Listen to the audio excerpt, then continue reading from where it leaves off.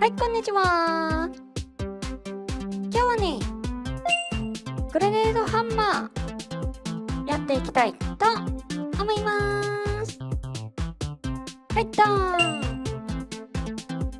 こんな感じで自爆ドローンをいくつもくっつけたやつに棒をくっつけた武器なんだけど、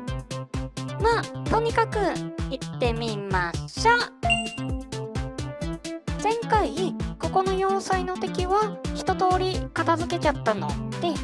戦う敵はここに来る途中で見つけた風力発電機、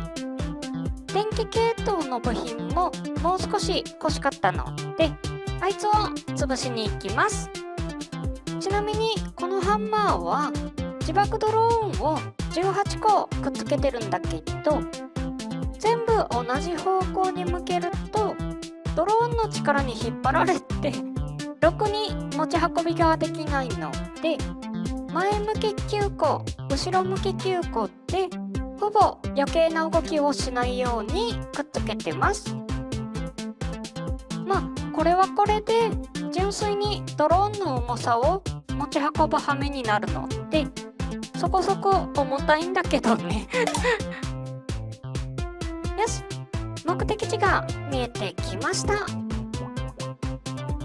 で、これ起爆する仕組みを何もつけてないので、どうやって起爆させるのかというと、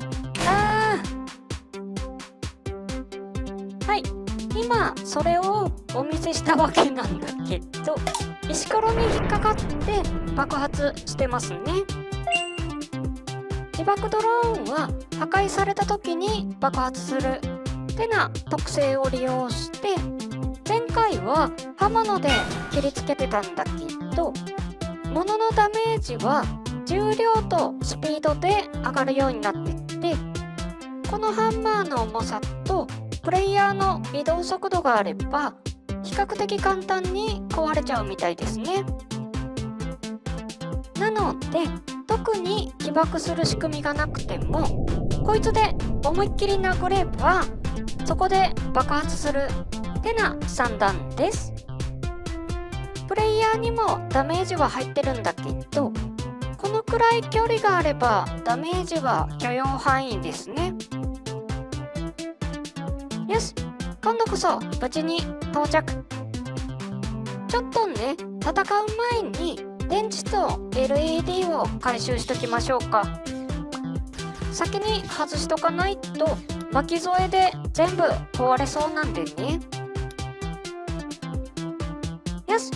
では実際に戦ってみましょう。1300ダメージくらい入ってますね。映像で確認すると端っこが当たってそれで誘爆してるんだけど、ど真ん中で当たれば最大効率のダメージが入るんじゃないかな。もっぺん。1600ダメージ。映像ではやっぱり端っこが当たってるんだけど、さっきよりダメージが高くなってます。結構当たり具合で変わってきますね。何回かやってみた感じ、だいたい1700ダメージくらい入るのと、プレイヤーに250ダメージくらい入る感じなんだけど、2000ダメージ以上入りましたね。映像で確認するとかなりど真ん中でクリーンヒットしてるみたいなので、最大効率に近いんじゃないかな。なかなかいいダメージは出てると思うんだけど、前回は要塞の柱に478ダメージ出してて、18個もあれば風力発電機の柱の耐久度4500くらい削れると思っていたので、ここは誤算ですね。要塞の柱は防御力が163なのに対して、風力発電機の防御力は500あるので、その差の337を差し引くと、ドローン1個あたり期待値が140ダメージくらいになるのかな。とはいえこのパターンの戦闘データは取れたので、一遍引き返すとして、今度は1列に10個積んでみました。ここまでの計算で分かってる推測としては1400ダメージくらいになるはずなので、まだ削りきれないとは思うんだけど、さっきのはちょっと重すぎて持ち運びにくかったんだよねなのでさっきの18個から半分近くの10個に減らしてるんだけど、その代わりに10個程度だと両手で支えきれるので、方向は前面に向けて前に進むスピードに加えてドローンの移動力を加速できるようにしてあります。よし、いざ。あれ、さっきの残骸が邪魔ですね。とりゃ1000近く入りました。さっきのバージョン1が18個で最大ダメージが2065なので、1個あたりが114ダメージ。今のバージョン2が10個で976ダメージで、1個あたりが98ダメージ。1列にしてる分後ろの方が敵に対して距離があるのでダメージ効率が悪いのかなって思いながらも、何回かやってると扱いに慣れたせいか1200くらい入るようになったので、1個あたりのダメージ効率も120になってバージョン1での実測値を超えましたね。被爆してからも押さえつけるように前に突っ込むのがコツなのかな。ちゃんといい当たり具合が出た時は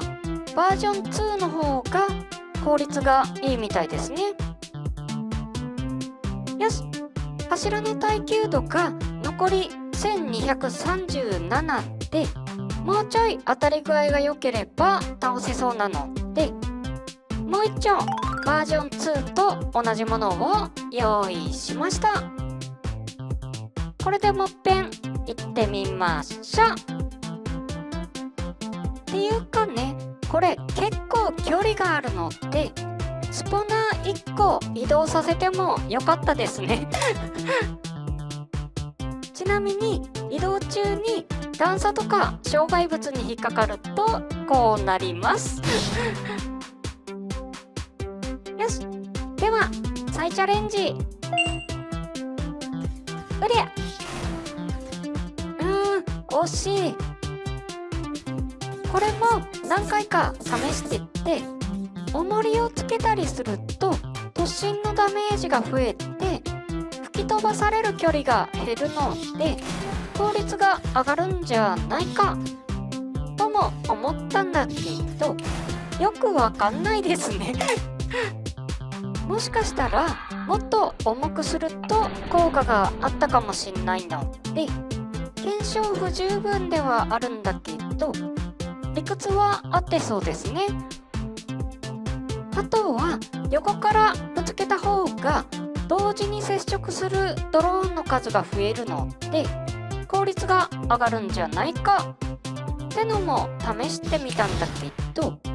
これは爆発によって前後のドローンが吹き飛んじゃうので逆効果でしたね。そんなこんなんで何回かやってみると、風力発電機を破壊できましたはいいんだけど、